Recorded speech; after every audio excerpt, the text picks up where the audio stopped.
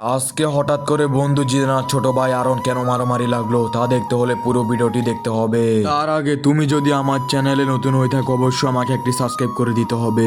2 দিন থেকে আমাদের এলাকায় মারাত্মক বৃষ্টি হচ্ছে, তা আপনারা রাস্তার অবস্থা দেখলে বুঝতে পারবেন রাস্তার যে বেহাল অবস্থা। আসলে এতদিন গরমে থাকতে থাকতে হঠাৎ বৃষ্টি এসে আমাদেরকে ধুয়ে দিয়ে গেল।